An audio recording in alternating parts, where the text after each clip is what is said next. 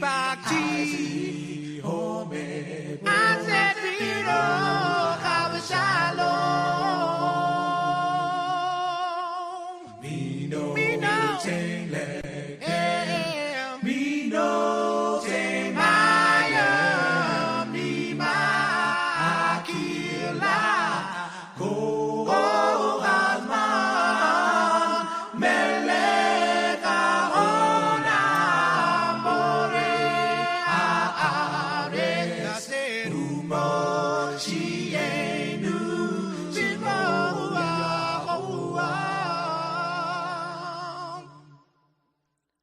Ooh-yah-oh-wah. Ooh-yah-oh-wah. He is my God, my King, yeah. Yahweh.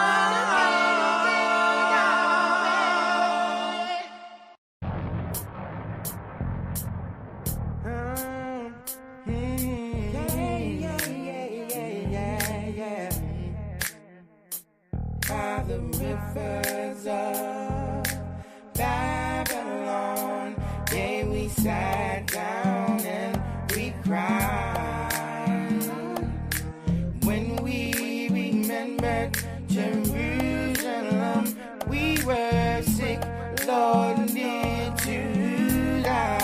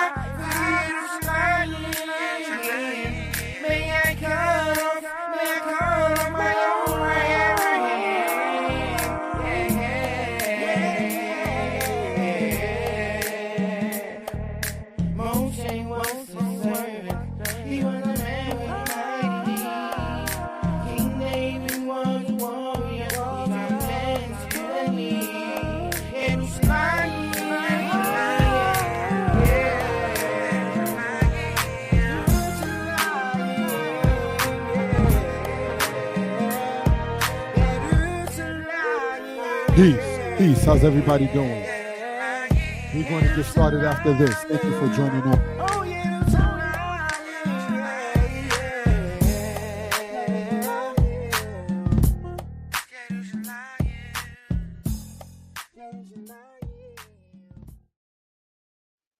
Yes, peace. How's everybody doing? We pray that everybody is well and will be better. This is your brother and friend, Yeshaya Israel, of the tribe of Dan of the nation of Israel.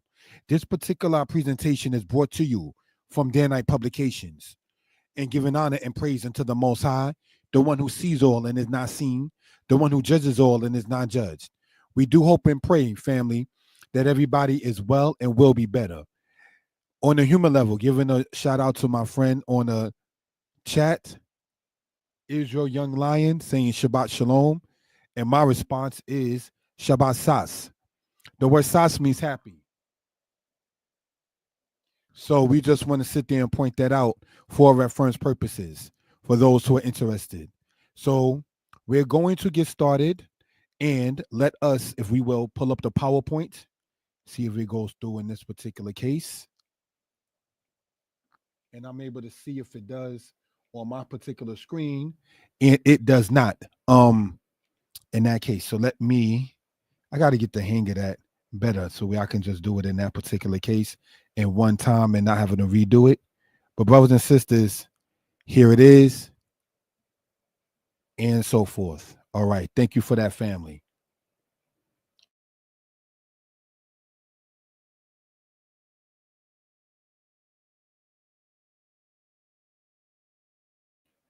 Okay, able to see it, say in that particular case, in that manner, let's do that. Thank you for that, family.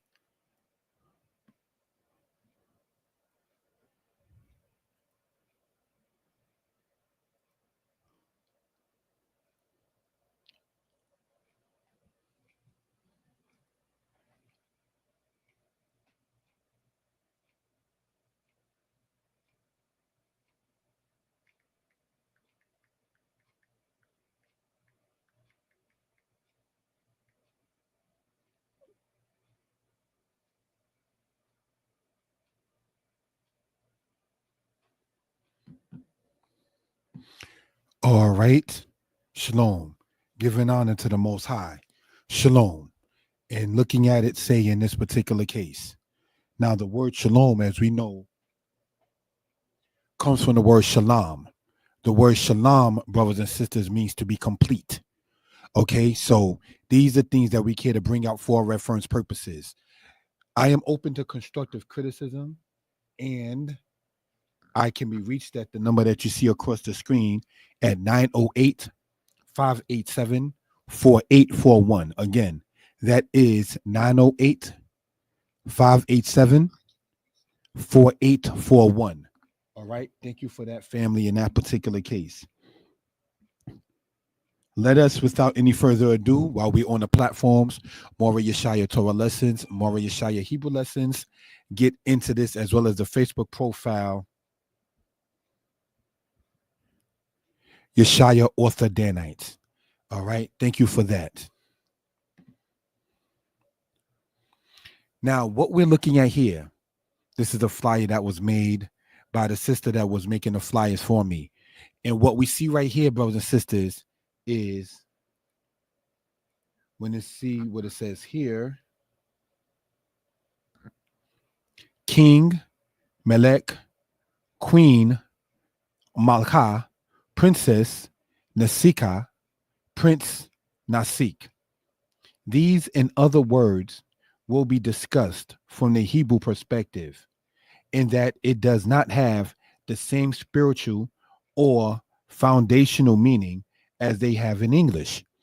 And because it's two different languages, this again is, and I don't want to present it as if it's a knock on one language or trying to say one language is not up to par to the other or anything of that nature, but different languages come from different cultures. And within each culture, it has a different meaning and a spin to it. So you find sometimes in phonetics, you find transliterations, as pointed out in the book that a brother wrote called Hebrew is Easy, Volume 1. You will find that there was by birth nobody named by his Babylonian parents or Chaldean parents Nebuchadnezzar. That is the Hebrew transliteration of the Babylonian name. All right. So these are things we just care to bring out for reference purposes. Same point and premise. When we look at the matter of studying languages, its roots, its history, its culture, its foundation, and things of that nature, we find even in a royalty of king and king, prince and prince, princess, princess, queen and queen. And English doesn't hold the same thing in Hebrew and vice versa. All right. So just want to point it out from a standpoint from the Hebrew, and the Hebrew that we got that's oldest and closest to us is that from the scriptures. All right. So I'm going to ask if I can be heard well and people are in good spirits. Please type in the number 4. If I can be heard well and people are in good spirits, we ask you please type in the number 4. Thank you for that.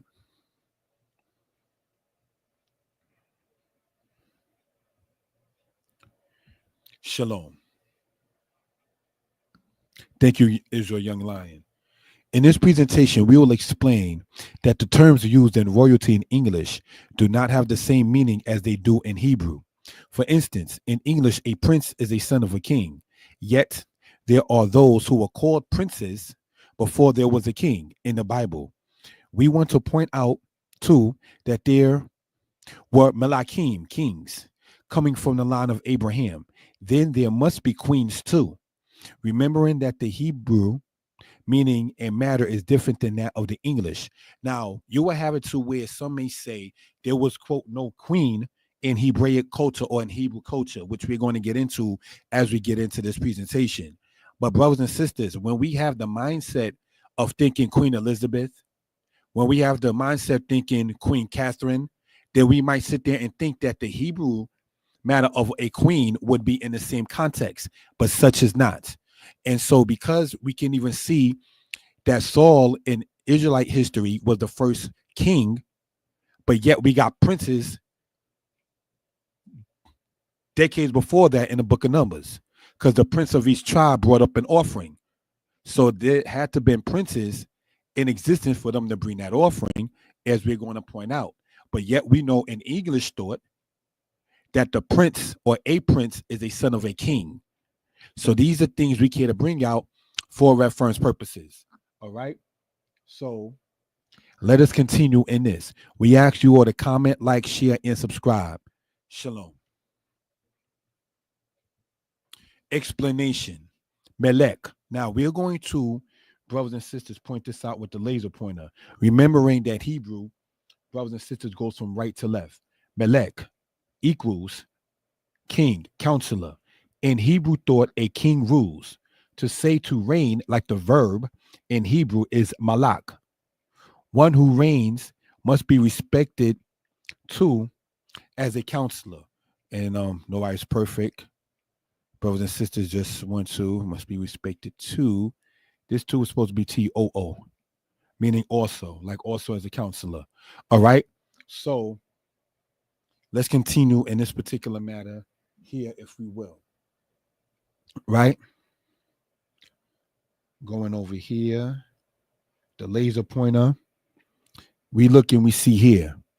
Ube rakti ota wagam natati memena lakabain ube raktiha wahayata lagoyim malche amim memena yihyu. So what we just read there, brothers and sisters, right? What we're talking about that in that particular case, if we will, is from Genesis chapter 17, verse 16. All right. And what this means, it says, Ubirakti ota, and I will bless her. Wagam natati memena, and also I have given memena from her, lakabain, from her for you, bain, a son. Ubiraktiha, and I will bless her. Waheta, and she shall become for the nations, for the peoples, Malche Amim, kings of the people, Memena Yihu. They will come from her, kings of the people. Kings of the people will come from her. So this is how that works, say, in that particular case in a linguistic matter. All right. If there's any questions or comments concerning what we're talking about, please do not hesitate to put it in the chat. Again, I am on Mora Yeshaya Torah Lessons.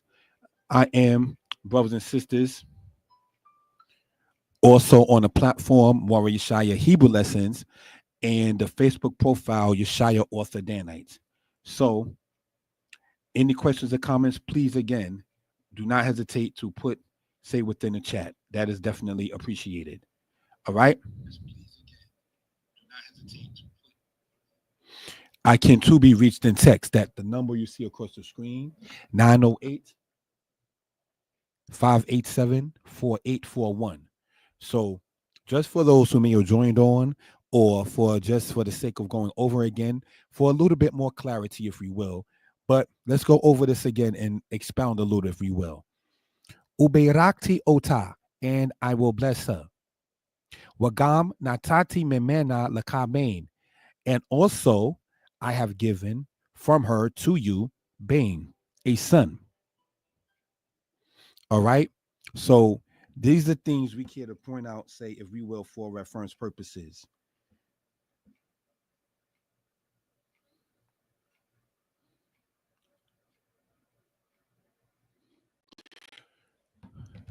Wagam natati memena lakabain, and also natati I have given memena from her laka to you, for you, bain, a son.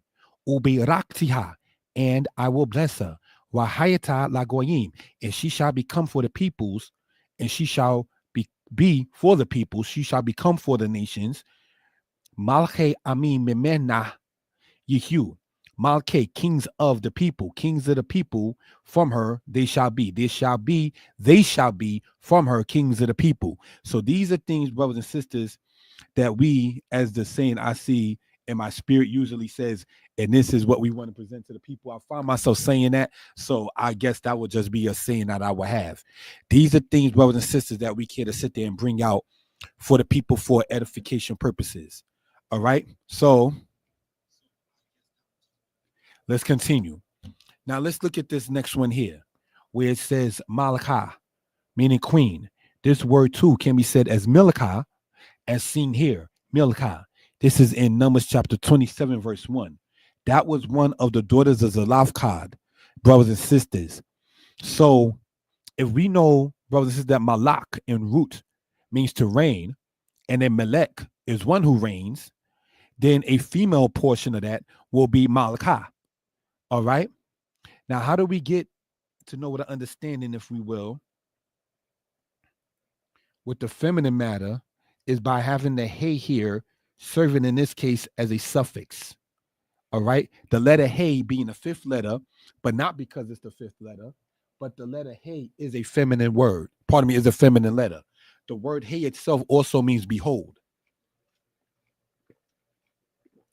Many times in Hebrew, people would say behold as hine, which is not wrong. You understand? But hey too also means behold, and it's spelled with the Hebrew letters hey and aleph. All right. So just want to point that out. Are there any questions concerning what we're talking about in this particular case?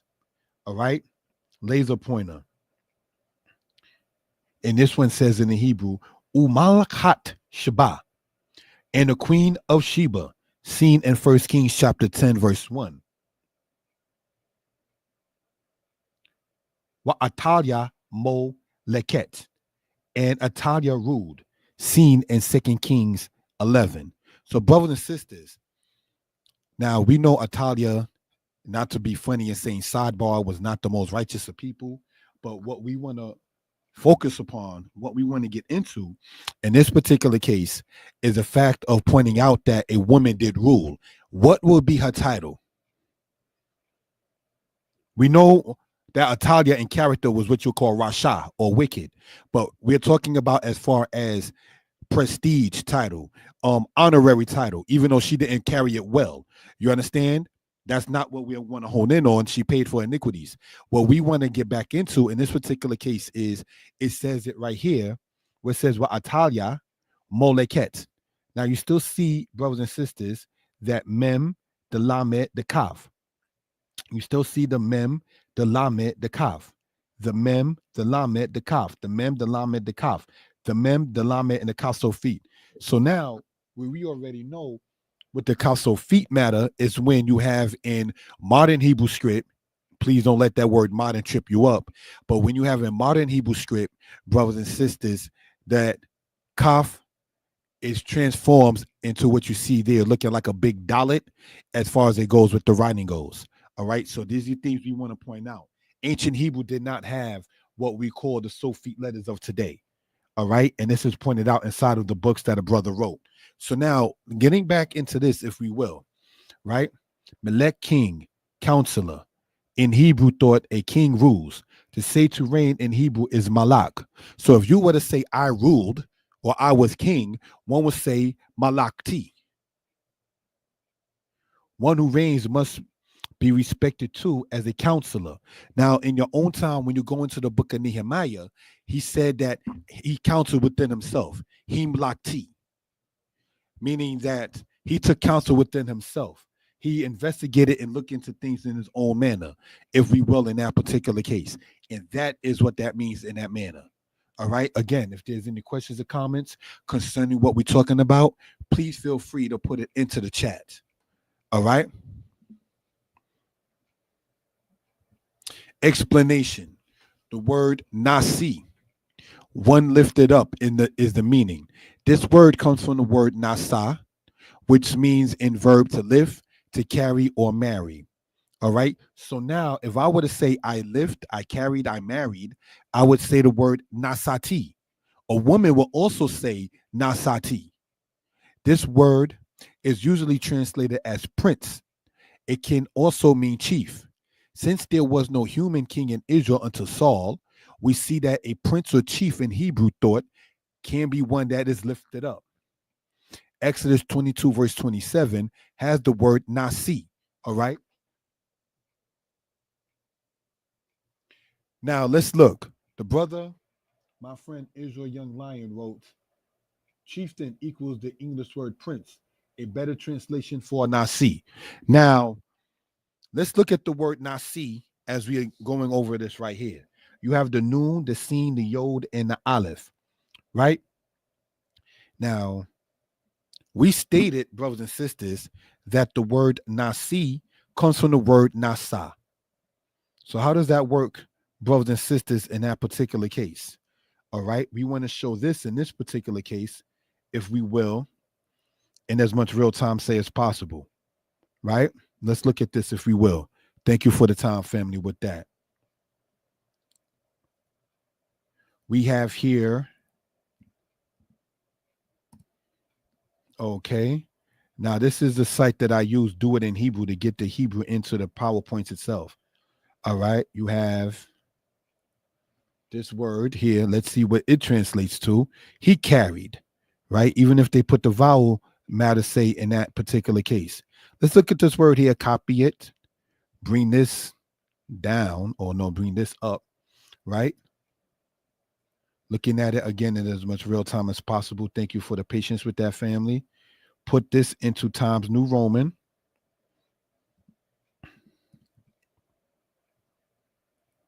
All right, and we want to expand this to 40. And then we can make some notes about this word right here. Let's look at this. Thank you for that. Now let's look, family. Nasa, to carry, lift, marry. It is an aleph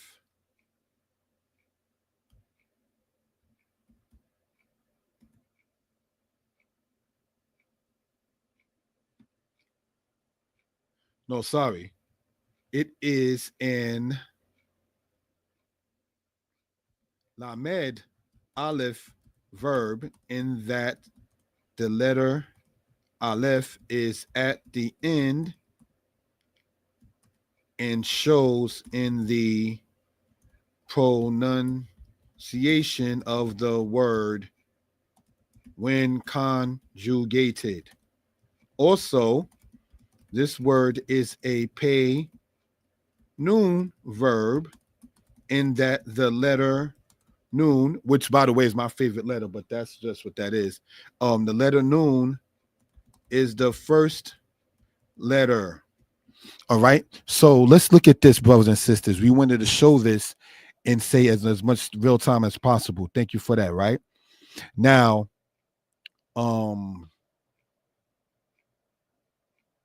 slideshow from the current slide, right? The word nasa, the lamed aleph verb, in that the letter aleph is at the end and shows in the pronunciation of the word when conjugated. Now we know conjugate means what? To put it in the present tense, the past tense, the future tense, etc. All right, so that's what we want to point out for reference purposes. Nasa. It is an lamed aleph verb, and that the letter aleph is at the end. So we see that Hebrew, right, is read from right to left, and that is at the end of the verb, the letter aleph there. Because it also begins with the letter noon, it also serves as a pay noon verb. So let's look at this and from where we was at, right? We see here nasi, the noon, sin, the yod, and the aleph.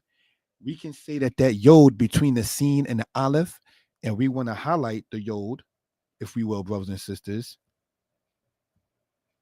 All right, don't want to do it like that, if we will, right?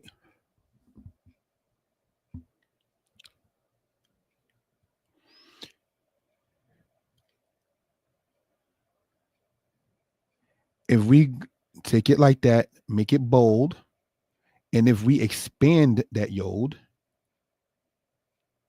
sorry, I meant to expand, not shorten it, right? Just in that particular case, right? We will see that it's, we may say an interjection between the root letter sin and aleph. Now, when you're doing that, it means that you're making that particular verb a noun. And as we know, a noun is a person, place, or thing. Now, one of the things we want to point out in the language is there are a couple of ways in general to make a verb a noun. You could take the word nasa, which is the verb, and then put the yod in between the sin and the aleph, making that a noun.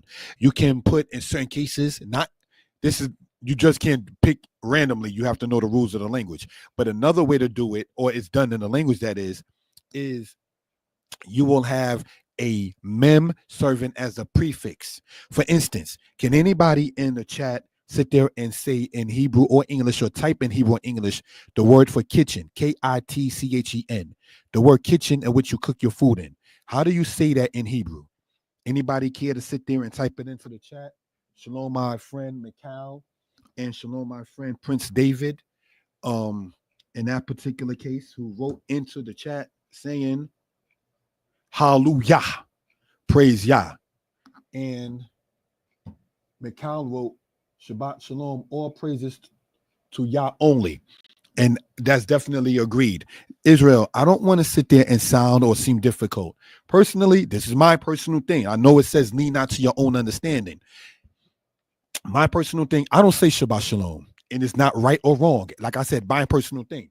Because I say Shalom every day, personally, this is just me personally, it's a thing of saying Shabbat Sas, which means happy Sabbath. I'm not going to sit there and not say Shabbat Shalom to somebody who say it. I'm just saying I just personally don't greet. This is just me. It might be silly. I don't personally greet by saying Shabbat Shalom. I say Shabbat Sas. And now we get into the word Sas. We can get into Psalm 119, where it speaks about Sas, about rejoicing. And we can build our vocabulary even more than that. But Shalom is definitely good. When we greet, we don't say Milchama, meaning war. We say Shalom. So there's no right or wrong. It's just a preference, if you will. All right. So yes, we praise the Most High alone. There's no second to compare nor to consort with the Most High, as our brother Israel Young Lion wrote, and as Prince David wrote. Did our ancestors say Shabbat Shalom? I would never say that our ancestors didn't say Shabbat Shalom, because even when you read when there was drama, not to get sidetracked, during the time of Yehu, king of Israel, one of the statements that Israelites began to use, it says, HaShalom Hu, which means, is it peace? If you go in like the book of Kings, chapter 9, when there was issues of battle and drama or beef in today's terms between one person and the next, like during the time of King Yehu in the Tanakh, that was one of the things that Israel began to sit there and say in modern times, taking it from the book of Kings, say HaShalom Hu. In other words, is it peace? So I would not think to say that Israel did not say Shabbat Shalom.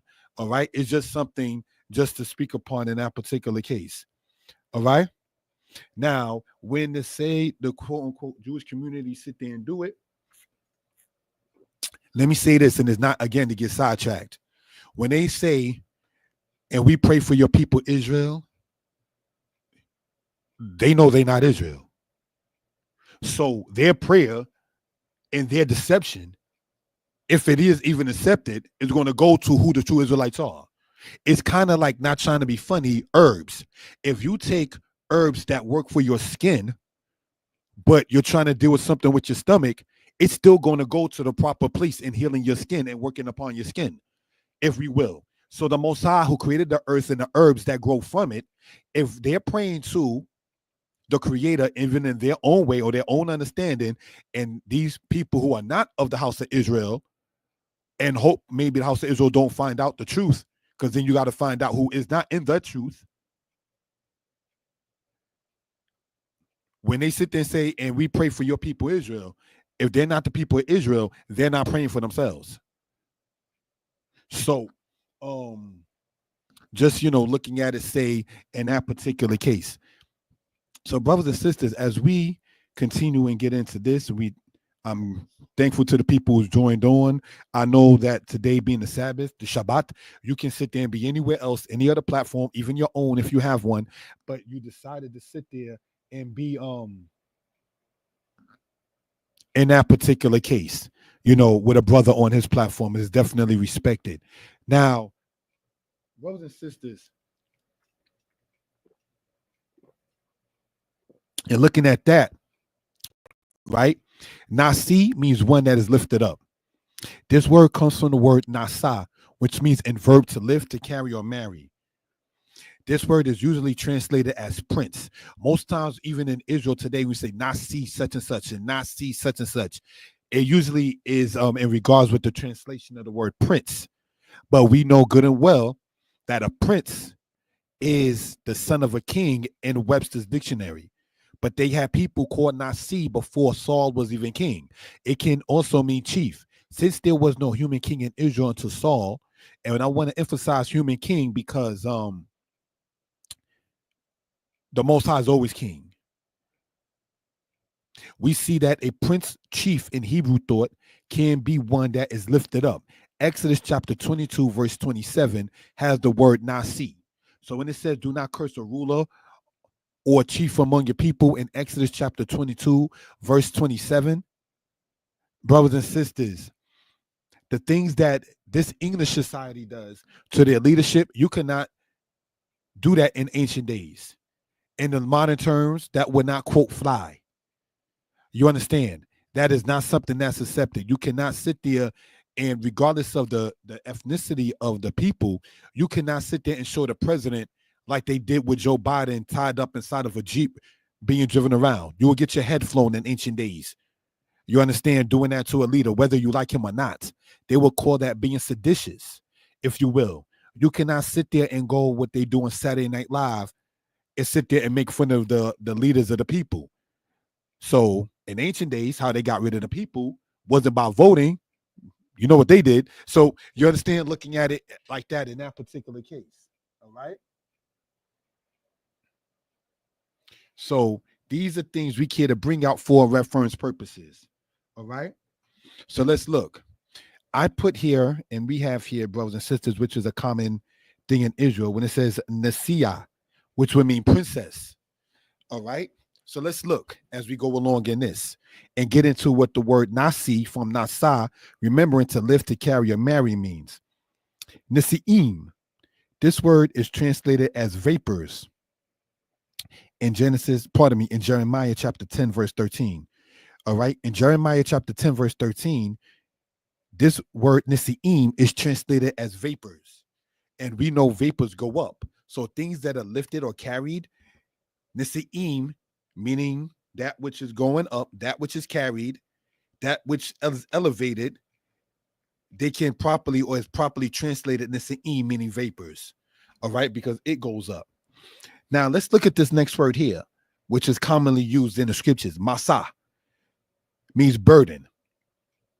Now, remember over here, family, when we said that because it begins with the letter Nun, right?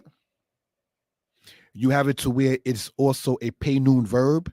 So when you conjugate that in the future tense, the noon drops out. In the Bible, in Exodus chapter 20 in the Hebrew, where it says, you shall not take the name of the Lord your God in vain, the Hebrew says, Lo tisa et shem Yah Eloheka lashal. You should not take the name of the Most High in vain. Lo tisa, it doesn't say teen sa, it says tisa, because brothers and sisters, the noon drops out when you conjugate, or that's to say, in this case, putting it inside the future tense. If there's any questions concerning that, please let me know inside of the chat. Thank you for that. All right. So again, my number across the screen is 908-587-4841 in that particular case. Now, going back here, when we see Masa, meaning burden, you see that in Jeremiah and in other places such as that, right?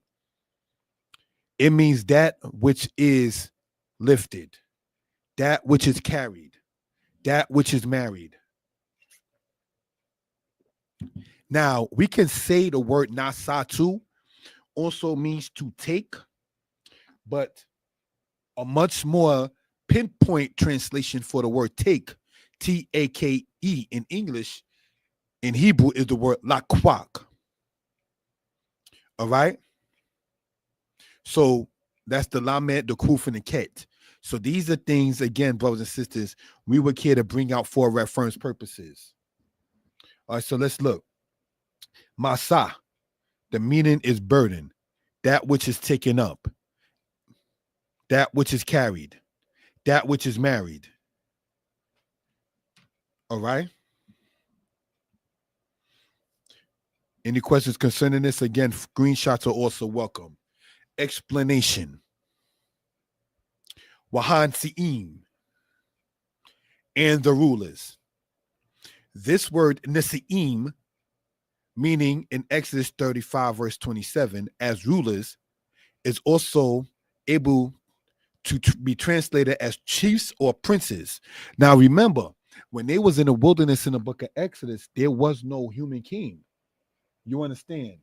So being that there was no human king, how do you have princes if we're dealing with the English understanding of king and prince?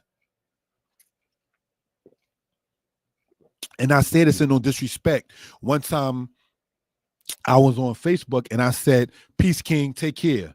And then somebody will say, "Why would you say he's a king? A king is a person who has subjects, and a king is a person who has people to sit there and be under him." Well, first, you don't know who I was talking to, so you don't know if he's the king of his own castle. But, and I hate to have to be racial or sexist, black men don't respect black men in titles. We don't say that to each other. We rather mean mug each other in many cases. We rather sit there and look down on each other. So when you see another brother say to a brother, king, it might rub some brothers who don't see their own potential, not to get too deep or sidetracked from what we're talking about. That kind of bothered you. Maybe you didn't understand where one was coming from in that particular case. But what one was talking about was basically giving a brother his respect and his props, if you will, for the lack of a better term. There's nothing wrong with saying that. So now if we already went over in Genesis where it says that kings will come from her, meaning from the wife of Abraham, then yes, we are to say kings in our own right in that many case. You understand? We are princes in our own right in that many cases. We are chiefs in our own right in that many cases. Whom we are not is Ha'el Elyon, the Most High God. Whom we are not, brothers and sisters, is Haboreh, the Creator. See, there's still a chain of command in that particular case.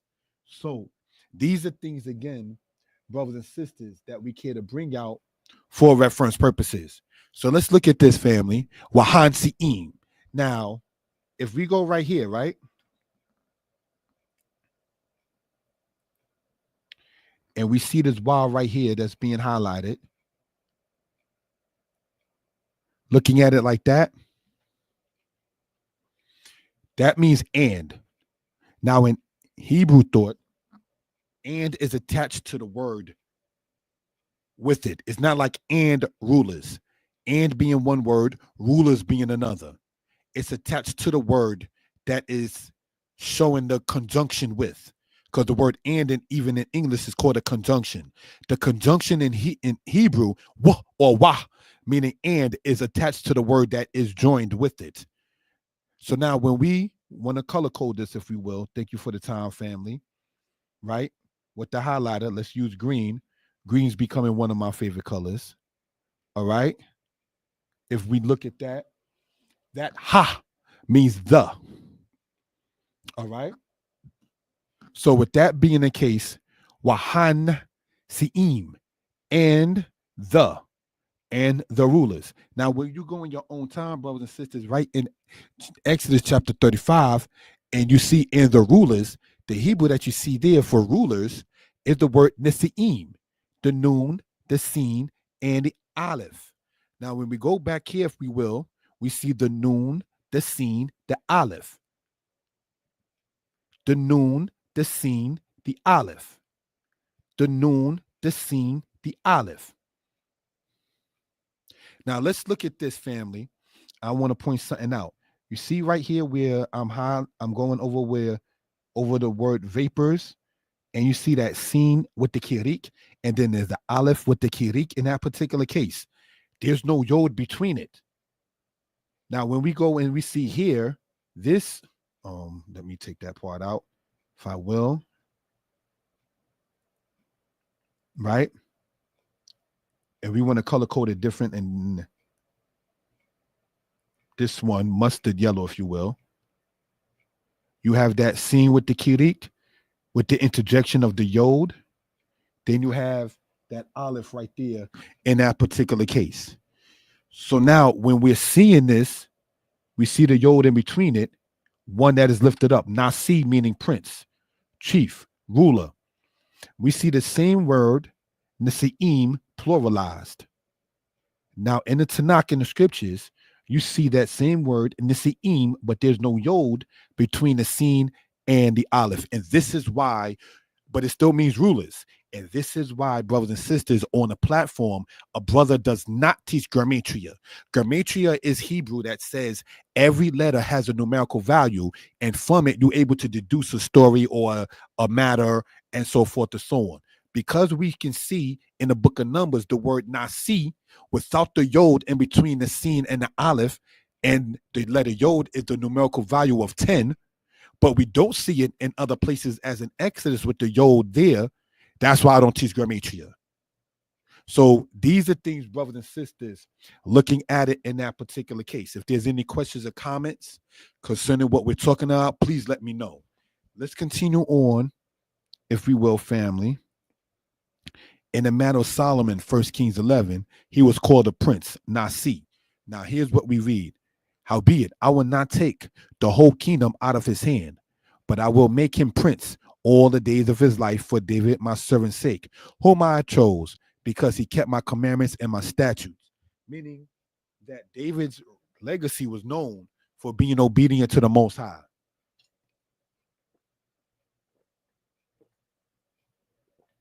This is never to condone murder and adultery. No disrespect to the great man, King David. This is never to condone or say, let's try to right. Well, this person did it, and that was that person. That's not you. And that person who did it would not tell you to do it. And I'm not trying to be sidetracked or nothing like that. The people, I never had a desire to sell narcotics, but the people who told me to not do it were the ones doing it. People who are former gangsters will tell people don't do it. People who are former drug addicts will tell you don't do it. People who were into doing things that might seem glamorous but are wicked will tell you don't follow in that path. You understand? So my point in that is when you look at, say, King Ahab in ancient Israel, who had all kind of charges of idolatry, which is the death penalty in Israel, you understand? And he repented. The Most High said to the prophet, I believe it was either Elijah or Elisha, says, go back and look at Ahab and see how he humbled himself. So that is the character that you were supposed to have. Now, when Ahab did the thing that wound up happening with Nabayot in the field, that was it. Your humility and your wanting to change your ways was changed because you coveted the next man's property and then put him to death for it. So then your death happened. And so these are things, brothers and sisters, and slapping the prophet also didn't help. So, but brothers and sisters, getting back into this particular matter right here, what was the point in going into that is stop playing. Stop thinking that we, quote, have but say so much time for X, Y, and Z matter and thing. Get serious. When we start talking, this might be the other side matter of the Hebrew lesson. When we start talking about people being lifted up and things of that kind of nature, you want to be a good Nasi, not a nasty Nasi. You understand? And so when we look at someone like David, who was told about his wickedness or his wicked act of murder and adultery, covetous adultery, then murder, adultery, then murder, he humbled himself. He didn't sit there and be like, well, it was him over there, and well, if her husband was there, Bathsheba and I would have never, he never came out his face like that. You understand? He humbled it. He didn't sit there and do what, well, this person, now I did this because of this. And the reason why I did wrong was because of that. He didn't try to give a reason for his wrong. He said, katati, I have sinned. And so these are things, brothers and sisters, that we care to bring out. So we can see later on about him being known for being a servant of the Most High. It's not too hard to figure out. You understand? If there's any questions or comments, please feel free to type it into the chat. Thank you for that, family. If I can be heard well and people in good spirits, please type in the number 4. Now let's look at this right here, brothers and sisters. Howbeit, I will not take the whole kingdom out of his hand, but I will make him prince all the days of his life. He's talking about Solomon right here, right? For David, my servant's sake, whom I chose, because he kept my commandments and my statutes. Thank you for typing that in the number 4. Let's look at this here in the Hebrew side. Walo ekwak et kal ha mamlaka miyado ki nasi ashitenu koyame hayayewa lema'an Dawid abdi asher bakarati oto asher shamar mispotai wa kukwotai. So let's look at this if we will, right? Walo and not Walo ekwak, and I will not take. Remember, and we see here the word take here, and this is from 1 Kings 11, verse 34, verse 35, right? So when we look at this right here and we see the word take, remember I said earlier, the more proper, if you want to use that word proper for take in the Hebrew, is the word lakwak, right? So Walo ekwak, and I will not take. The lamed in that case drops out when that is conjugated in the future tense. Now, remember, conjugation is when you take from the root and put it either in the past, the present, or the future. All right, let's continue. Walo ekwak et kal ham mam laka. You still see the mem, the lamed, the kaf. And this is the word kingdom. Mamlaka. Ha mamlaka, meaning the kingdom. Meyado, from his hand. This mem in the beginning, brothers and sisters, we look at the highlighter, right? Serves as a prefix. Remember, we was going to go over this lesson. I wanted to show the prefixes, the suffixes, and so forth and so on. Well, brothers and sisters, looking at it in this mem serves as a prefix. All right. We all know the word for hand. Remember, I was asking people, give me the word for kitchen, where you cook at, Kitchen. How do you say kitchen in Hebrew? Anybody can type it into the chat. Thank you for that. All right. So let's look. Miyado. Yad means hand. Yado, his hand. So let's look. Just brothers and sisters,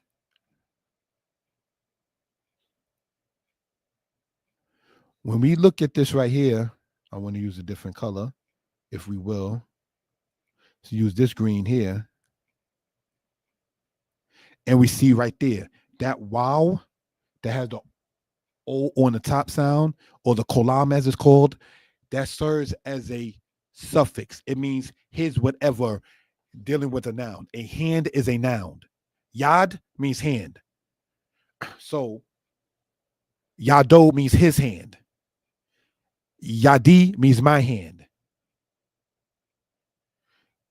These are things we care to bring out for reference purposes. Ki nasi ashitenu, because a prince I have set him to be. I will set him to be. That is actually I will, because that Allah serves as a prefix, showing it to be in the future tense. Ashit, it comes from the Hebrew word heshit, brothers and sisters, which is a Hifield verb stem for those into the matter of the different stems, which means to put or to place. Ashit, I will put. Ashitenu, this nu that we see right here with the noon followed by the wow with the dot in it, brothers and sisters, serves as saying him or his. Or in this case, because it's a verb, I will put or place, it serves as saying the matter of him. Are there any questions of what we're talking about? Hebrew, you will find out, has a good amount of prefixes and use and suffixes. So this is why we want to go over it for explanations, if you will. And as I was told, don't say things such as breaking down, but more so say things as expounding upon or explaining. We are going to, family, take an intermission, if we will, a break, if we will. And it is now 11:27. I'll be back, say within the next 5 minutes, and then we will continue on in this particular case. All right.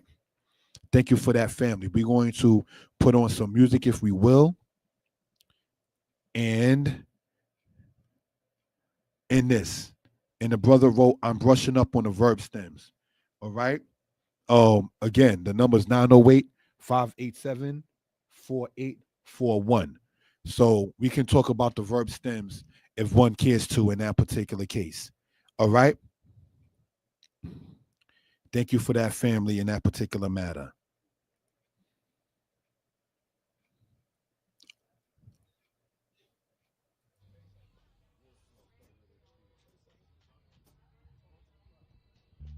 Blessed be the name of the Most High God. Truly we praise the name of the God of Abraham, Isaac, and Jacob forever and ever. Because he is the strength of our lives. Thanking the Most High God for getting us here all safe. And pray to the Most High God that he would bless us with a safe return. Truly it is a blessing that all of us can come in here and praise the Most High God's name in unity. I'm happy to see all of you, and I want you to know that I love each and every last one of you. And I pray that you would give me the same love in return.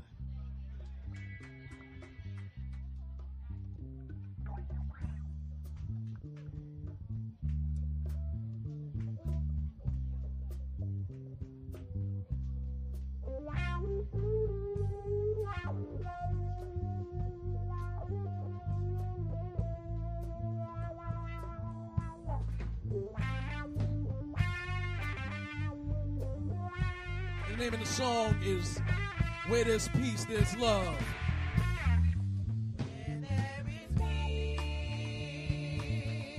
I believe there is love where there is peace. I believe there is love.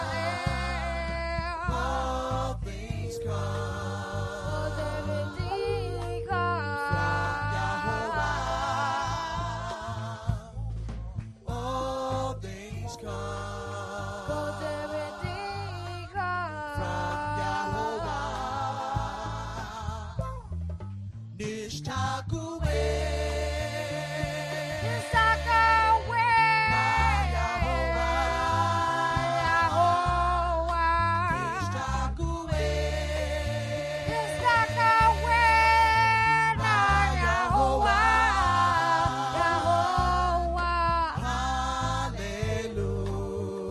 Hallelujah. Hallelujah.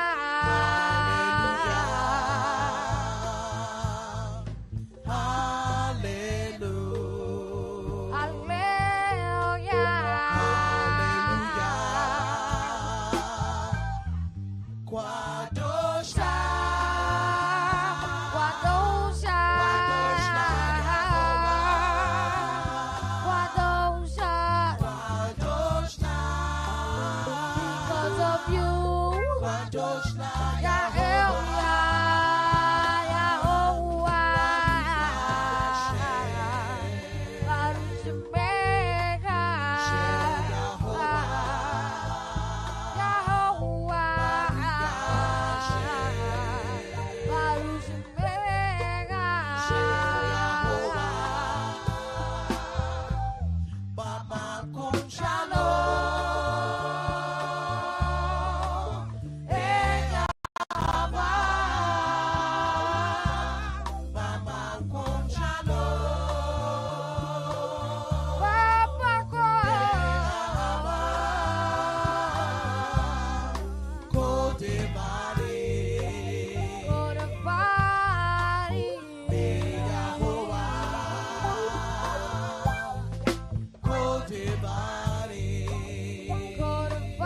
Shalom, shalom.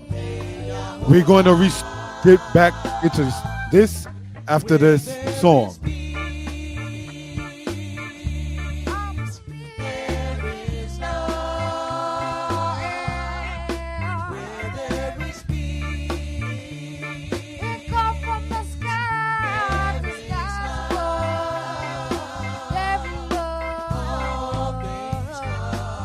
Everything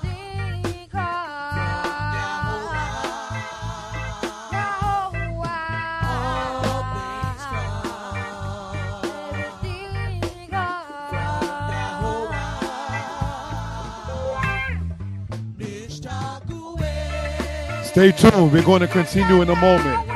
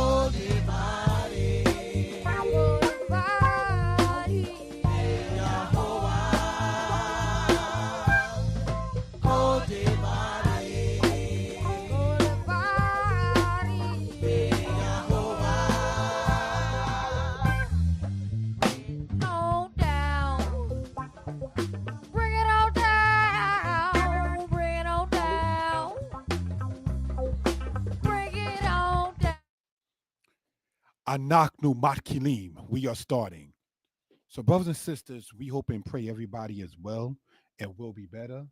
We are presenting this from Moreh Yeshaya Torah Lessons, Moreh Yeshaya Hebrew Lessons, and the Facebook profile Yeshaya Author Danites. Maybe 3 weeks ago, I made it a commitment. Not that I'm perfect, but I made it a commitment to not on the platforms dealing profanity. I like to get into the language and get into the etymology, the prefixes, the suffixes. Our brother and friend, Israel Young Lion, said, I'm brushing up on the verb stems. You can't use profanity in the holy tongue. I can't sit there and take this and then try to transform it into that. The word hamor means as the animal. You understand? So these are things, brothers and sisters, that we care to bring out for reference purposes. So on Shabbat or any other day, not making nothing light of the Shabbat,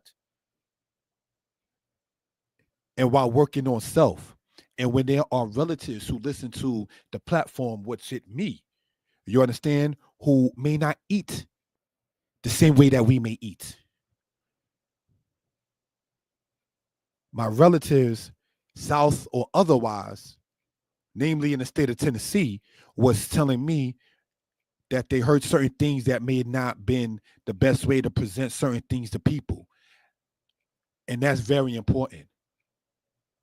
And never, brothers and sisters, if you see yourself elevating, if you are becoming lifted up, if you're on the Nasa matter, if you will, don't sit there and let nobody bring you back down from where you're coming from.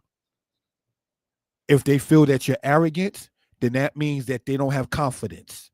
If they feel that you're self-centered, it means that they don't believe in themselves. That's how we have to begin to take things as we begin to elevate. And if we are the children of the Most High, there's a certain way to be. And this is why always remain, why everyone says Moreh Yeshaya, Moreh such and such. It is not to be self-centered. When my mother passed away, the brothers who were my mother's pole bearers, I'm not going to mention their name because I didn't get their permission to do so, but the brothers who were the pole bearers for my mother when she passed away said that she left a prince among us, speaking of self. So that right there says that there's a certain light and you're supposed to be that light. Not that you're perfect, but you are not supposed to remain in your imperfection and be comfortable with it. So getting back, if we will, into the presentation, if I can be heard well and people are in good spirits. The time right now is 10 minutes after we took our intermission. It is now 11:37. And we're going to pull up the PowerPoint, if we will, right, from current slide. And we spoke upon the matter of the thing with Nasa, to live, to carry, or to marry, right? Salamet Hey verb, and that the letter Aleph, it's not a Lamed Hey verb, it's a Lamed Aleph verb, sorry, in that the last letter is the letter Aleph. If it was a Lamed Hey verb, it will have the letter Hey as the last letter. Also a Pay Noon verb, and that the letter Noon is the first letter. Now, when you conjugate, we already pointed out that conjugate is when you take the root of a verb and put it either in the present tense, the past tense, or the future tense. Present, past, or future is showing a conjugation of something. As we get along in the Hebrew, brothers and sisters, you will see how easy it is. And this is why the brother who wrote a book called Hebrew is Easy titled it as such. It's different, but it's not difficult. A key way to learn your vocabulary in Hebrew is to learn the words that you use all the time. Learn the words that you use all the time. You understand? So these are things we care to bring out for reference purposes. Thank you for that. Now, brothers and sisters, we went over this here and we showed biblical Hebrew, as is the custom on this platform, right? It says, going back into the bottom of this part right here, remembering that Hebrew is read from right to left, right? V'lo ekwak et kol ham mamlaka, and I will not take. Ekwak, I will take. Lo ekwak, I will not take. We want to point out, and or howbeit is joined on to the word. And in English is called a conjunction, right? So now, looking at it in that particular case, with it being, quote, as noted, a conjunction in Hebrew is attached to the word that is joined. Wahansi'im, and the rulers. Now, in English, we see here, and the rulers, 3 different words. In Hebrew, wahansi'im is 1 word. All right? Howbeit I will not take. Walo, and no. Ekwak, and no, I will not take.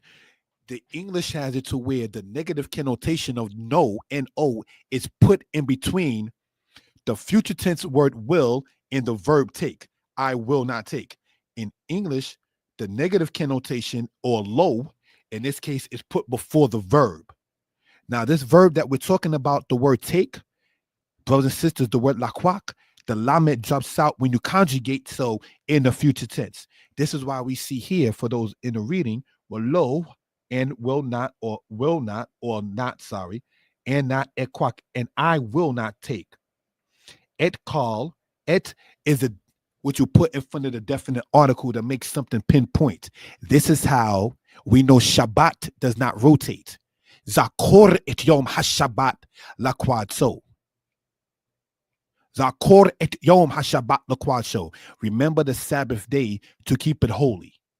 It's not saying a Sabbath day, but the Sabbath day. So that means, and then it goes on to say, Ki sheshet yamim asah ya ehashamayim. For in 6 days the Most High He made. If the Sabbath is in part remembrance of creation, for in 6 days the Most High made the heavens and the earth, the sea, and all that in them is. That was done on day 1, day 2, day 3, day 4, day 5. It was in order already given.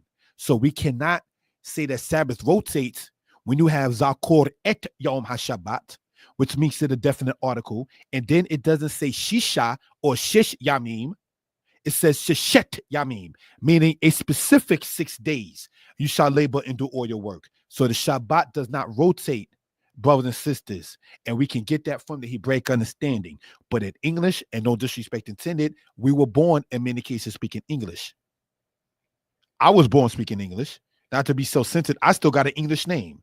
You understand? But I'm just using it, say so, in that particular case. If you look at it, it shows it to be a definite matter and not for the lack of a better term, just all over the place. The Sabbath is so-called Monday this time and this so-called Tuesday next time. No, it doesn't operate like that. In the Hebraic way shows that to be the case. Now, I will not take the kingdom, Meyado, from his hand. Ki nasi, because a prince. Ashitenu, I will make him. So this word here, we want to point out, if we will, with the highlighter, right? Nasi in that case there. Yellow's not my friend in this case. So we're going to erase that and we're going to use mustard yellow. All right? Let's do it that way.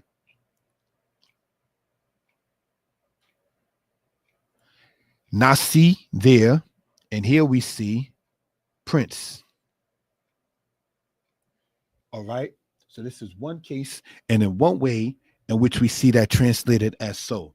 If there's any questions concerning that, let it be known. Thank you for that. Again, my number is 908-587-4841. Kol Yemei Kayal, all the days of Kayal, his life. Now, how you say life in Hebrew? Kai. I have been asking, and I say this not to be demanding. No, we're brothers and sisters, and I refuse to call people students. But okay, Kayal means his life. How do you say kitchen in Hebrew? Let me type that into the chat, if I may. Right? Let me go into the chat, if I may. Chef 673 saying, peace and blessings to all present, same to you. How do we say kitchen in Hebrew? Now, I wanted to use the word kitchen for more than one reason, but if we look at it, brothers and sisters, right? A kitchen is where you cook and so forth. We say happy Sas, meaning happy Sabbath. Yes, that's something that I personally was doing. Shabbat, Sas, happy Sabbath from the word Sas. All right. So, and by the way, the word Shabbat is a verb. It means to discontinue. One of the ways I try to expound upon it is in basketball. When you're playing basketball and you dribbling the ball and then you stop and then you dribble the ball again, that's called discontinue. Well, that's what Shabbat is supposed to be. Discontinue from the foolishness, discontinue from the folly, discontinue from the manner of work, discontinue from all of those kind of things, and just get your mind focused on the Most High, the creator, the maker of heaven and earth. Another matter, not taking nothing from the Shabbat, from the Sabbath, if you are really on your grind, the 6 working days, you're going to want that Shabbat. You're going to look forward to that Shabbat. Brothers and sisters, you understand? Looking at it like that. Now, we want to put this in the chat. How do we say kitchen in Hebrew? That's a question. And let's see if somebody is going to type it in the chat on how do we say kitchen in Hebrew. Shalom, my brother, my friend, Yaret Judah. Don't know how long you've been in the chat, my brother, but we was talking a little earlier about your older friend who's now departed from us. And that is because you, among older people I know in here, did or would remember my mother. I know I speak of her ever so often. She was one of my main Hebrew teachers as I was growing up and gave me some pinpointers without really going into verbs and things of that kind of nature. Such as saying, well, learn to say what you always talk about. You know, that kind of statement. And that's how that works with that in that particular case. But we're asking, brothers and sisters, how do we say kitchen in Hebrew? All right. So we're going to pull the PowerPoint back up, if we will. Right. So we're going over the word nasi. Nasi generally translated, brothers and sisters, as, oh, I can't leave it like that from what I'm saying. I have to even take that out. All right. Thank you for that. And looking at it in that particular case.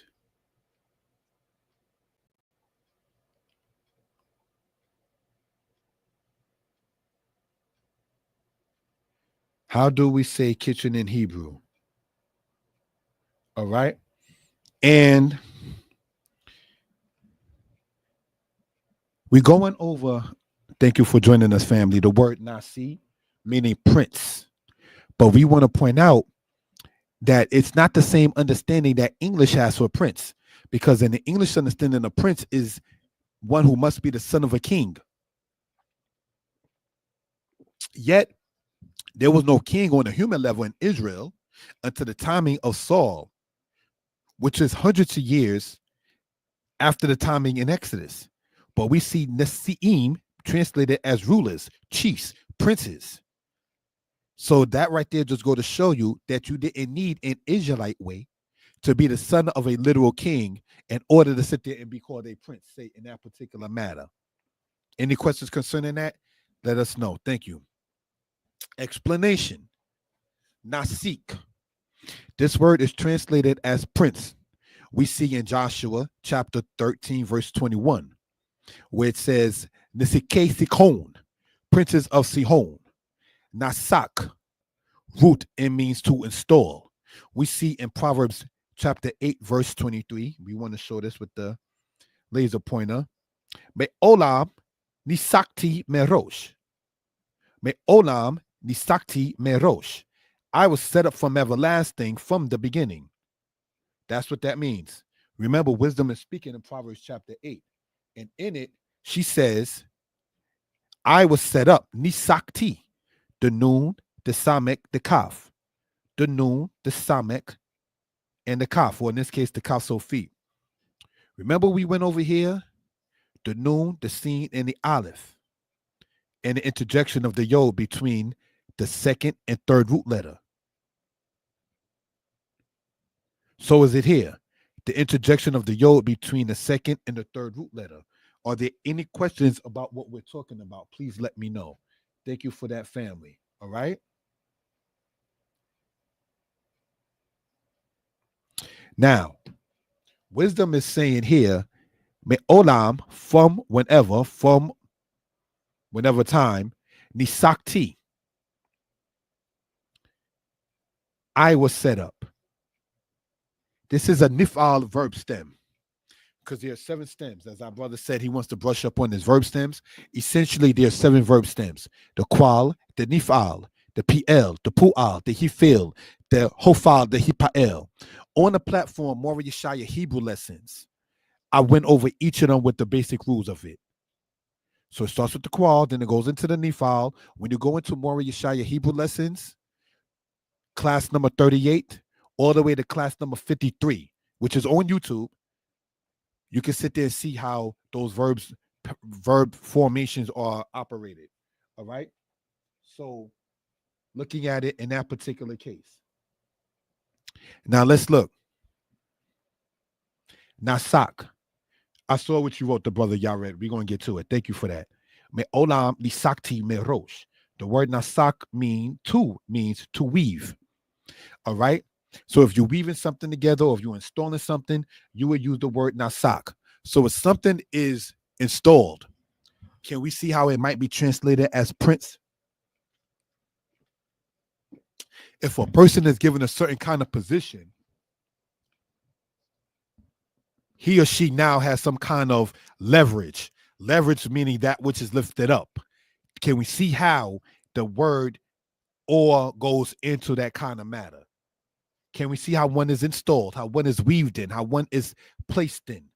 Even though nasi from nasa and nasik from nasak is not the same word, but we can see how it operates to mean a chief or a prince. All right. Again, any questions? Please feel free to put into the chat. Let's continue. Nesek means a drink offering. And I wanted to give the scriptural foundation where we get in Genesis chapter 35:14. One of the patterns that I try to do in going over Hebrew is I try to use the first 5 books as the main source. I try when researching this, if I don't have to go to Proverbs, if I don't have to go to Kings, I won't. If I can prove my point biblically Hebrew within the first 5 books, it doesn't make it wrong or right. It's just the way one tries to do it. All right. Not playing businessman. It is easier to get the first 5 books on Amazon than it is to get the entire Tanakh in Hebrew on Amazon. All right. But just want to point that out, if you will, for reference purposes. Next, we have right here, maseka. This word is maseka. The meaning is mask or libation. What is a libation? It's a drink offering. It's something that you pour out.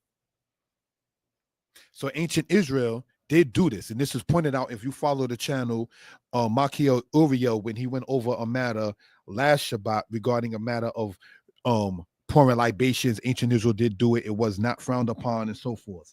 All right. So these are things that we care to sit there and bring out. Our brother and friend Shamar wrote, please keep giving us lessons. These are great. And that is to give honor to the Most High, the creator, the maker of heaven and earth. I remember one time I was having trouble with the internet, then having trouble with the computer, then I remember I was having trouble with the sound, and I was having trouble with wanting to even do it and have the ruach to want to do it. Glory to Elohim, to sit there and let this become a success, for it to sit there. And when I ask the people, if you're asking me to give the lessons, I ask you to comment, like, share, and subscribe.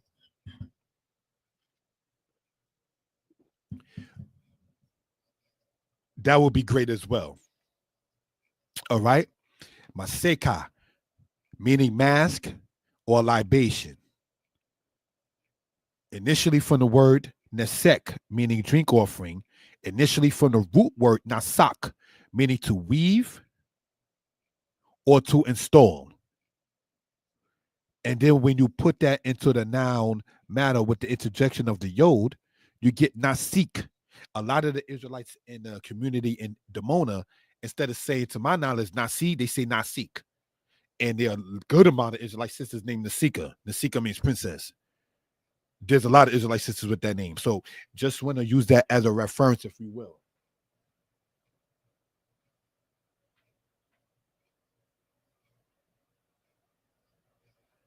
All right. Our friend wrote in the word Nagid. Chef 678 wrote in the word Nagid. And that, right, the word Nagid means like a governor, if you will. All right. Thank you for that, my brother and friend. Let's continue, if we will, with this. Biblical citation. Woe to the rebellious children, saith Yah, that take counsel, but not of me. And I'm going to ask you all to get your pens, your pads, and your paper on how we are expounding upon this. Get your pens, your pads, your paper, take notes. Woe to rebellious children, saith Yah, that take counsel, but not of me, and that form projects, but not of my spirit, that they may add sin to sin. Isaiah 30, verse 1. And he will destroy in this mountain the face of the covering that is cast over all peoples, and the veil that is spread over all nations. Isaiah chapter 25, verse 7. And what do we see here in this particular case? It says here in Isaiah chapter 30, verse 1 in Hebrew, Hoi banim sorerim ne'um yorewahe la asot etza walo mini walin sok maseka walo roki nama'an sofot katat al katat. So let's look. Katat means sin. All right. So to add sin unto sin. Lama'an safot. Safa. To make a completion of. To sit there and to make an accountment for. To add. Yasaf means in root to add. Safot. The adding of. Lama'an in order to. Katat. Sin. Ruki. From the word ruach, which means sin. Pardon me, which means spirit. I'm so sorry about that. Ruach means spirit, right? Hoi banim, behold, or woe, or calamity. Hine means behold. Hoi, in this case, means woe. I stand corrected. Banim, sons, children. Sorim. Now let's look at this family. In this particular case, I ask you to get your pens, your pads, your paper, and take notes. This word here, sorim, is where you get this word here, rebellious. All right? It comes from the root word sarar. That is in root the samek, the resh, and the resh. So what do we want to point out with the laser pointer? In this particular word, this wow, as well as this yod, serves as what we would call an interjection, showing it conjugated, showing its point value, showing how to use it for masculine or feminine. All right. And the memsophet is simply, not trying to sound funny and saying it, a suffix. All right. So let's look. Sarar means rebellious or to be rebellious. Ne'um yod he wahe, save the Most High. La asot, to do or to make. Etza meaning counsel. Walo mini, but not of me, not of my presence, not of my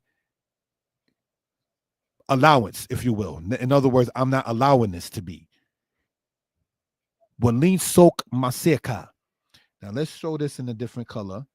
No, let's erase the ink on this and go back, if we will, to this highlighter. Walin sok maseka. Earlier, brothers and sisters, we said that maseka means libation, right? Look at the bottom of this part right here, brothers and sisters, where it says maseka. This word means mask or libation. So now when we go here, sorry about that, here, you still have the laser point, if we will, right?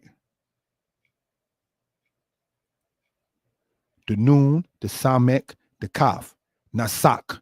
What did we just say, right? Nasak means to install. Nasak means to weave as well. So, brothers and sisters, let's look at this. And thank you for the time, family.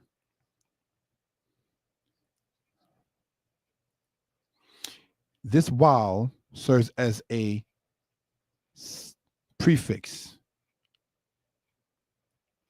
right? And this lamed too serves as a prefix,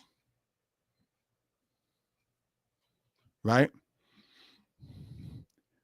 Walin sok, nasak is the root. So you have this prefix with the wow and this prefix with that. Now let's just say if you drop off the wow, right? Just if you were to. Let's just do that for one moment, right? If I may.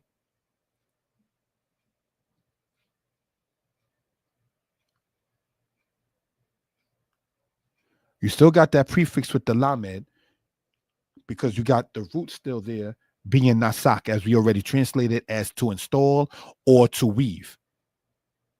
This lamed, brothers and sisters, serves. I really want to spend just a little bit of time on that. I'm gonna disregard that one.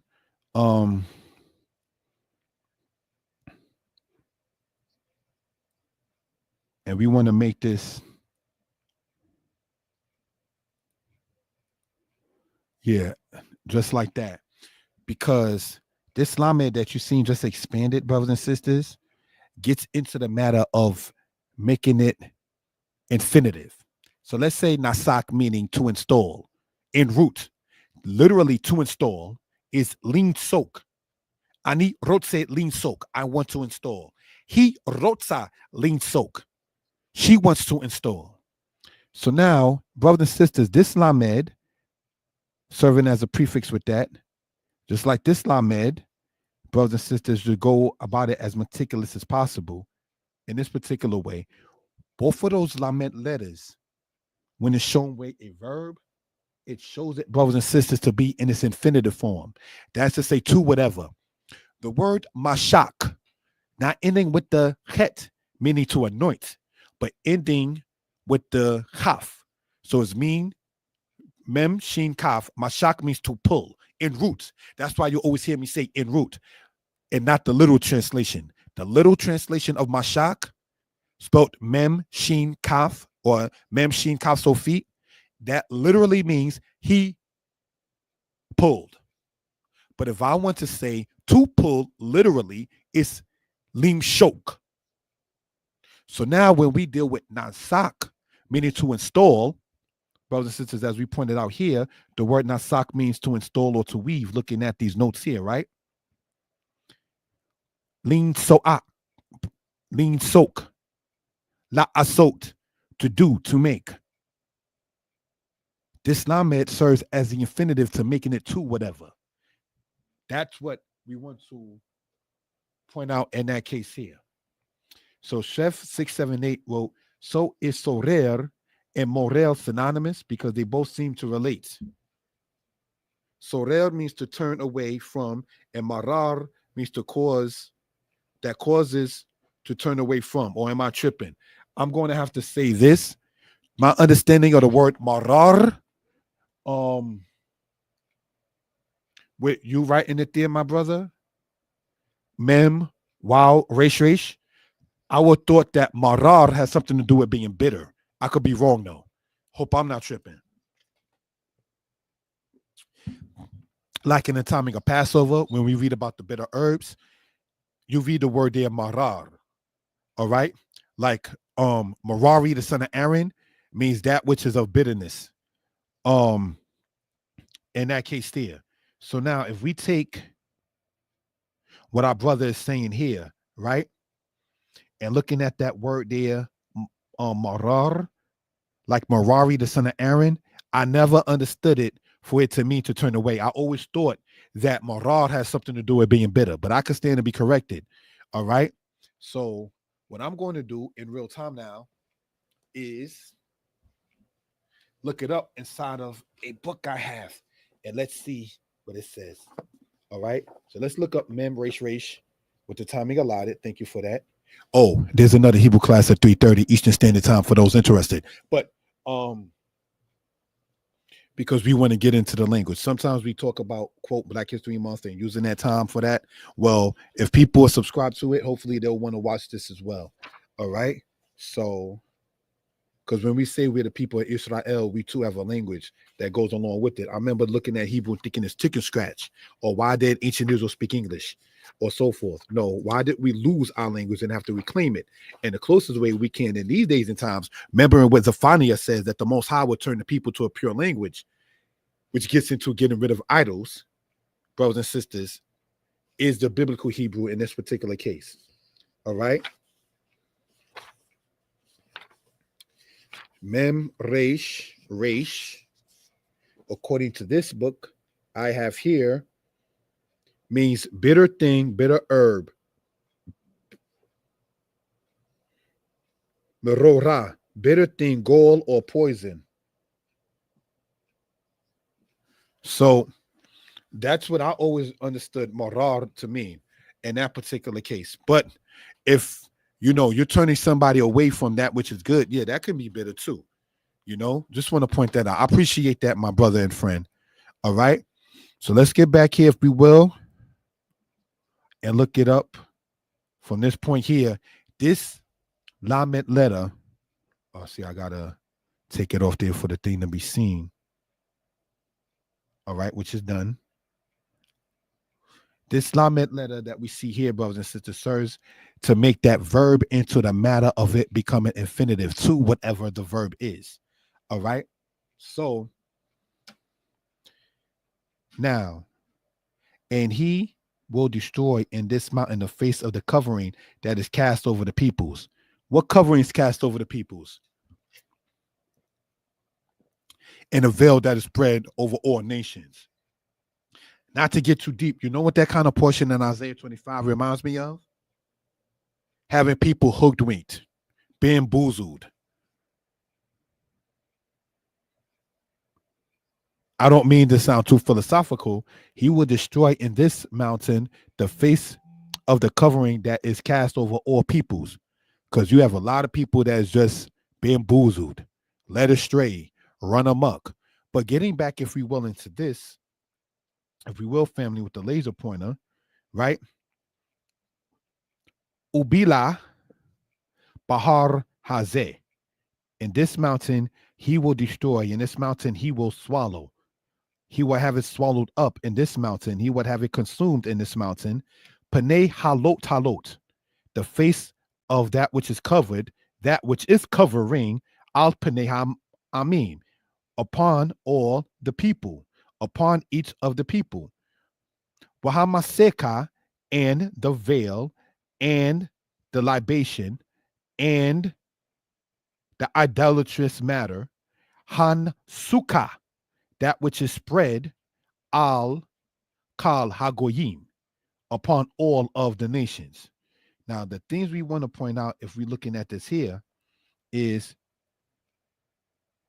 Wahamaseka. No, brothers and sisters, let me do it this way. All right, going back here.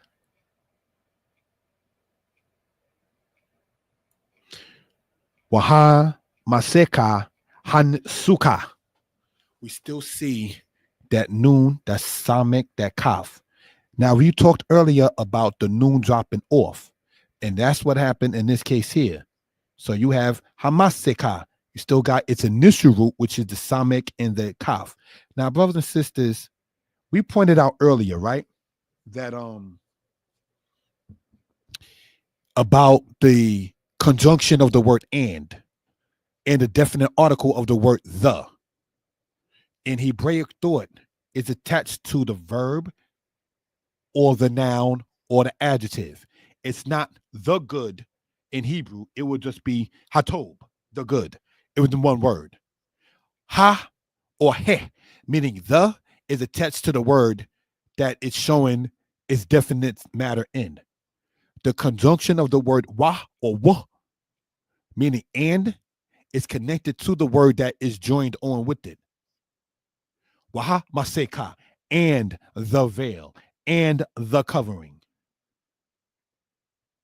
All right. So if there's any questions or comments, please feel free to put it into the chat. Any questions or comments, please feel free to put it into the chat. Brothers and sisters, we hope and pray everybody is well and will be better. I do not profess to know everything, and I'm open to constructive criticism. We do intend Eastern Standard Time to have another Hebrew presentation, and this particular one, brothers and sisters, is going to be getting into the same thing we did with the royalty in this one, but what we want to do, brothers and sisters, is get into the matter of Exodus chapter 10 in Hebrew. For those who've been following, we did a portion regarding the Israelites being in Egypt with, quote, Black History Month, Israel being presented in the history of the world. And there's a particular verse that I wanted to translate to show how easy Hebrew is for edification purposes. All right. So that's going to be, everything goes well as intended, at 3:30 p.m. Time is right now 12:11 p.m. For those who are interested, on the same platforms, Mora Yeshaya Torah lessons, Mora Yeshaya Hebrew lessons, and a Facebook profile, Yeshaya Author Danite. All right. So look me up on Facebook if you care to. All right. I can be found with the name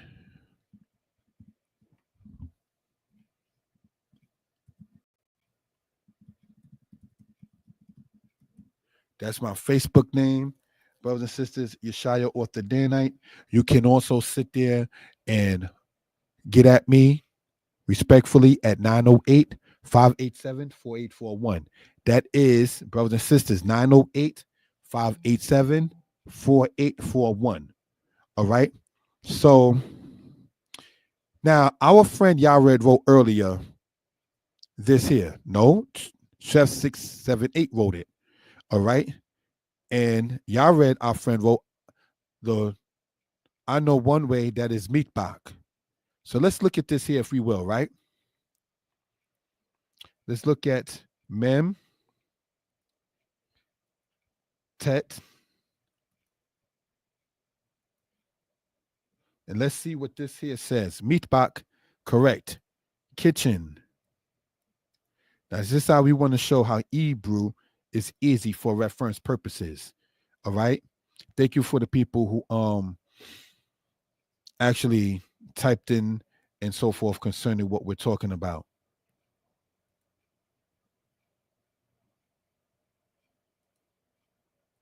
Sorry about that.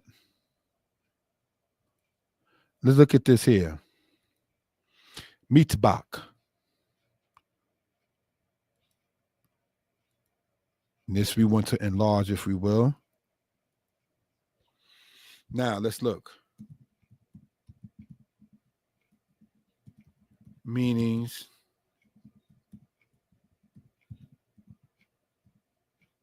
Now, Mietbach means kitchen, and that is correct. Now, let's look back here, if we will. Take off the mem, because we already been talking about it being a prefix. Tabak means massacre or tebak. All right. Now, according to that, massacre is tebak. That is Mietbach without the letter mem.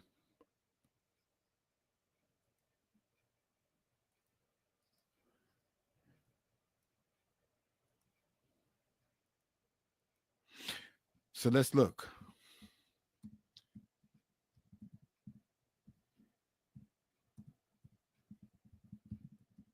Now, the word tabak in verb means to slaughter, if we will. They're saying massacre I got wrong. Yep, my fault. But now, brothers and sisters, the word tabak in root means to slaughter, right? So let's look at that, if we will.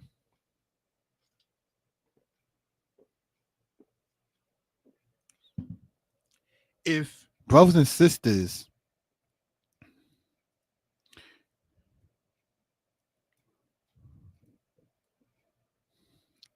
we want to enlarge this part. I saw what you wrote there about the Book of Kings talking about rebellion. We're going to deal with that in a second. Thank you for that, family. And let's go back here, if we will.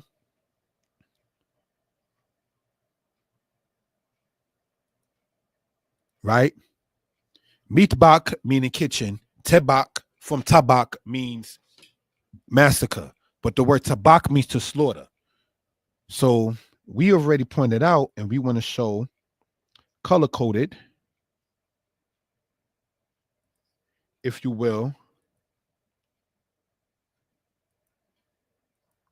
But let's do it in highlighter in green, which I think is a good color for a kitchen, but that's just my opinion. This mem, that's your prefix. So if you take out the mem, you still got the tet, the bet, the kaf. Tet, the bet, the kaf. Tabak, to slaughter. Tebak, a massacre. When you put the prefix to the letter mem, brothers and sisters, right? And remember, Hebrew goes from right to left. When you enlarge that, if we will, let's enlarge this mem, if we will. And let's color code it, if we will.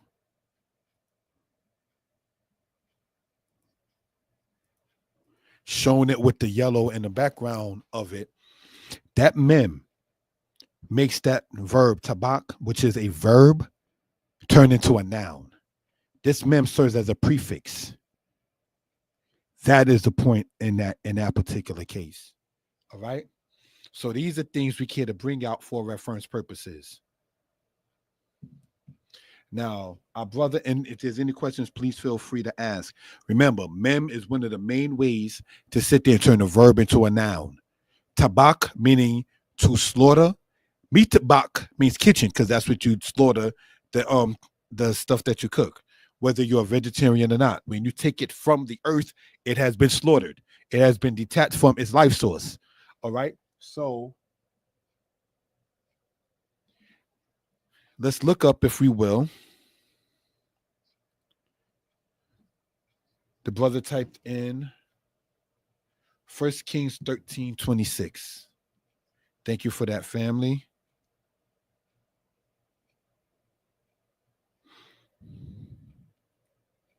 I'm going to try to get it to where I know how to have people call in. I mean like actual on the line and not just call to a line that I have. But as I develop the channel even better, there's a lot more things here to do with that in that particular manner and growth. So let's look.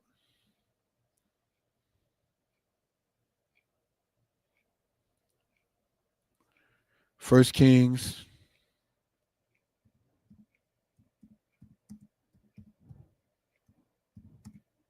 13.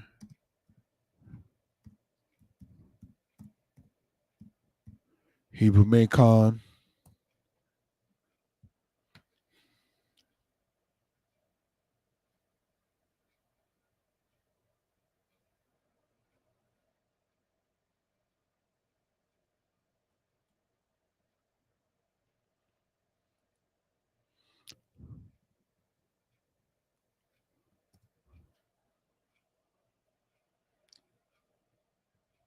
Okay. First Kings 13:26. And here is what we read here saying in English. And when the prophet that brought him back from the way heard thereof, he said, is it the man of Elohim who rebelled against the word of Yah? Therefore Yah hath delivered him into unto the lion, which tore him and slain him, according to the word of Yah, which he hath spoken unto him. Now, in the Hebrew, we see the following, if we will, right? Wayishma Hanabi Ashel Heshibo min Haderek Wayomer Ish Ha-Elohim Hu Ashel Mara Et Pi Yodhewahe Wayit Nehu Yodhewahe La'ar Ye Wayish Barehu Why Mitehu Kidbar Yodhewahe Ashel Diber Lo. I think the word we're talking about, my brother, is this word here, Mara, and not Maral. All right. So let's look. Let's take it here and look up the word Mara, Mem Resh He. In this case, Baal. Now, brother and sisters, if I was reading carefully to what was being spoken upon as far as in the chat, right? Let's go back here if we will.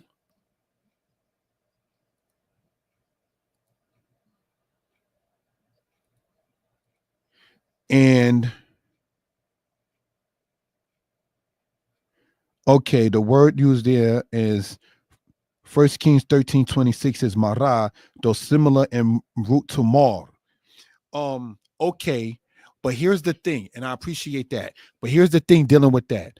Let's look up doing it like this. Thank you for that, my family. Let's pull it. I'm definitely appreciative of doing that. But let me expound, if I may, concerning this kind of matter here. What the distinction is, if we will. Let's look. Thank you again. Toda Rabbah, right? We have here, for instance, Mara, copy. In this case here. And then we have this case here.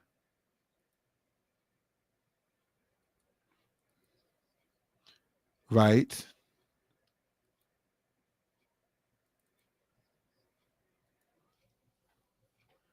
All right. Marar. Copy. Going back here. And let's look at this, if we will, right? Here we have a Lamed Hey verb. All right. Mara. Here we have Marar. And ayin verb. Now, Marar, brother and sister, right? Mara that we see on top of that that means something different than marar. Marar means bitterness. All right. Mara means to rebel in that particular case. So we might think that its initial root might be mar, brothers and sisters, but in that case, it does not mean that in that particular manner. When you have a verb that has the second and the third root letter as the same letter, you can sit there and drop one of the second or third letters off being similar or the same, that is, to conjugate. So mararati is the same as marati. But now if you have mara and then with the letter hey, brothers and sisters, shown with here with the laser point, if we will, that is mariti. That changes when you conjugate that, say, in the past tense.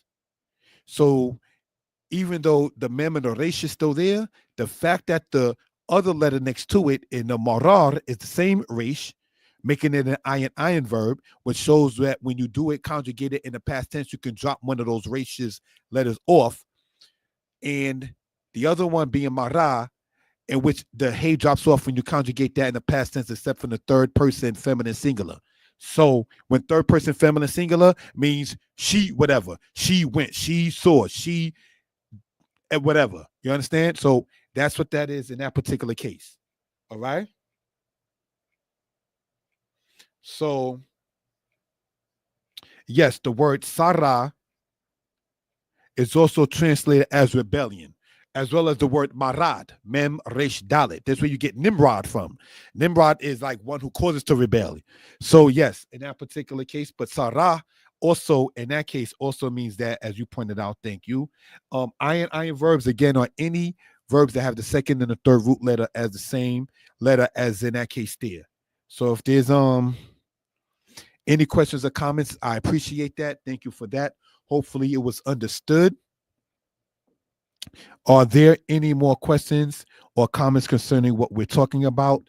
It is going on 12:30. I did not get the notification from yet for Moray Malkia Uriel, whose channel I do watch now on the Shabbat. But I know that Eastern Standard Time, I believe that the man starts 12:30 ish, plus the presentation is done. So if there's any questions or comments, please feel free to type into the chat. Again, look me up on Facebook if you want at Yeshaya Author Danite. My telephone number is 908-587-4841. I appreciate the constructive criticism. We do intend in 3 hours at 3:30 p.m. Eastern Standard Time, same platforms, to have another class. All right. And this one here is based upon the Hebrew we see in the Tanakh itself in Exodus chapter 10. Giving honor and praise unto the Most High. Shalom. Thank you for helping and participating.